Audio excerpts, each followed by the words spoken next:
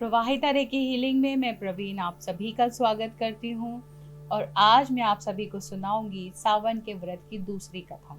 देखिए, हर कथा का अपना महत्व होता है और जैसे कि मैंने आपको बताया कि जो सावन के व्रत है वो शादी के लिए भी रखे जाते हैं, कुंवारी लड़कियां रखती हैं, वो संतान प्राप्ति के लिए भी रखे जाते हैं, वो अपने घर में सुख समृद्धि को आमंत्रित करने के लिए भी रखे जाते हैं। तो आज जो मैं आपको कथा सुनाऊंगी संतान प्राप्ति की है। तो आइए इसे सुनिए मेरे साथ। और इसे सुनने से पहले यदि आप मेरे चैनल पर नए हैं, पहली बार इस वीडियो को देख रहे हैं, तो आप सभी से मेरा निवेदन है कि आप मेरे पहले के वीडियोस देखें, उन्हें लाइक करें और शेयर करना ना भूलें। तो इसी के साथ आज की कथा कि एक समय की बात, एक साहूकार था, शिव जी का परम भक्त था। ईश्वर ने उसे धन धान्य से भरा हुआ था, उसके घर में सब कुछ था, परंतु संतान नहीं थी। इसके बावजूद भी वो बड़ी ईमानदारी के साथ, बड़े भाव के साथ, बड़े प्यार के साथ शिव जी के व्रत करा करता था। एक दिन माता पार्वती ने शिव जी से कहा कि प्रभु, ये जो साहूकार है ये आपका कितना परम भक्त है, परंतु उसके संतान नहीं है, तो आप इसे संतान क्यों नहीं दे देते? उसकी मन की इच्छा को आप पूरा क्यों नहीं करते? तब शिव जी ने कहा कि नहीं देवी, इसके जो पूर्व जन्म के कर्म है वो इस प्रकार है कि इसे संतान प्राप्ति नहीं होगी इस जन्म में। परंतु माता पार्वती नहीं मानी। उन्होंने हट पकड़ ली कि आप इसकी मनोकामनाओं को पूरा करें। तब शिव जी ने कहा ठीक है, मैं कर तो दूंगा, लेकिन वो बच्चा जो है वो अल्पायु होगा। अब ये कहकर शिव जी रात को उस साहूकार के सपने में आए और उन्होंने साहूकार से कहा कि तुम्हारे घर में एक संतान की उत्पत्ति होगी, तुम्हें बेटा प्राप्त होगा, परंतु वो अल्पायु होगा। और यह कहकर वो अंतर्धान हो गए।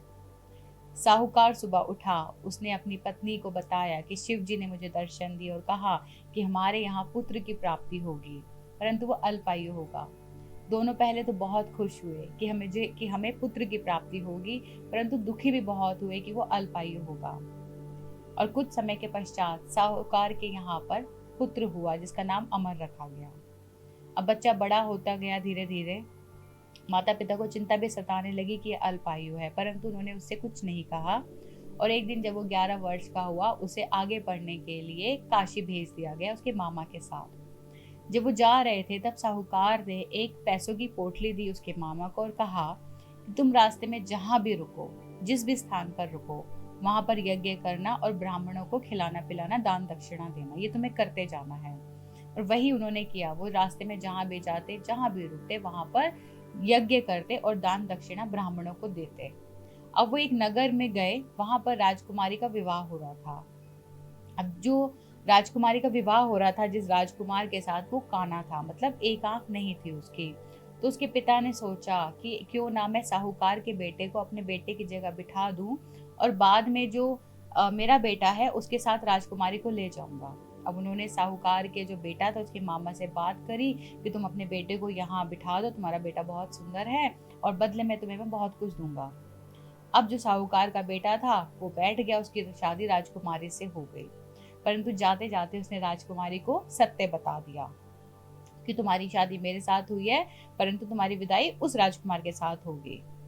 और वो वहां से चला गया। काशी जब वो चले गए, वहां पर उसने अपनी पढ़ाई शुरू कर दी।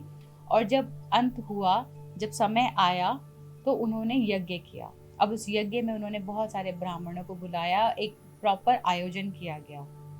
अब जब वो आयोजन किया गया, ब्राह्मणों को खिलाया, रात्रि के समय जब अमर सोया तो सुबह वो नहीं उठा क्योंकि उसकी मृत्यु हो चुकी थी, वो 12 साल का हो चुका था। अब जो मामा था उसका, वो रोने लगा, परेशान हुआ, बहुत तेज तेज चिल्लाने लगा, परंतु सुनने वाला तो कोई कौन था। तो माता पार्वती ने उसकी चीख सुनी और कहा कि हे प्रभु, देखिए व्यक्ति कितनी बुरी तरह से चिल्ला रहा है, आप उसके दुख को क्यों नहीं देखते? तब शिव जी ने कहा कि जो बालक का मैंने वरदान दिया था, जो अल्पायु था, आज उसकी मृत्यु हो गई और ये उसका मामा है, ये इसलिए चीख पुकार कर रहा है। तो माता पार्वती ने कहा कि हे प्रभु, आप ऐसा ना करें, इसका जो पिता है, देखिए वो कितने सालों से आपके व्रत रख रहा है, कितनी पूजा अर्चना कर रहा है, जबकि उसको पता है कि उसका बेटा जो है वो अल्पायु है, परंतु उसने आपसे कभी शिकायत नहीं की। आप इसे अमरता का वरदान दीजिए, आप इस बच्चे को जीवित कर दीजिए। माता पार्वती के हट के आगे शिव जी की एक ना चली, उन्होंने उस बालक को जीवित कर दिया। आज जब वो बालक जीवित हो गया तो दोनों मामा भांजा उठे और अपने घर की तरफ प्रस्थान करने लगे। और बीच में जिस नगर में वो रुके थे, जहाँ उसकी शादी हुई थी उस राजकुमारी के साथ, उसे भी अपने साथ लेकर चले गए। अब वहाँ जो माता पिता थे उन्हें तो पता ही था कि उनका बच्चा जो है वो अब जीवित नहीं होगा। वो दुख में बैठे हुए थे, बड़े परेशान थे। परंतु जैसे ही उन्होंने अपने बेटे को आते देखा और ज़िंदा देखा और साथ में देखा कि एक राजकुमारी को भी लेकर आया है, उनकी खुशी की कोई सीमा नहीं रही और उन्होंने ईश्वर को बहुत-बहुत धन्यवाद दिया।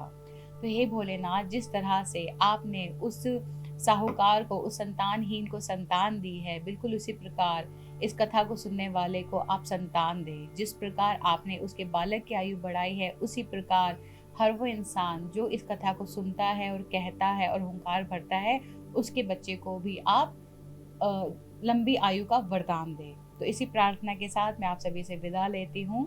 Thank you so much. मैं फिर से एक और स्टोरी के साथ आऊँगी, आपको बताऊँगी कि सावन में और चीज़ें आप क्या-क्या कर सकते हैं जिससे आपको बहुत ज़्यादा से ज़्यादा फल प्राप्त हो। तो तब तक के लिए आप सभी स्वस्थ रहें, आप सभी खुश रहें।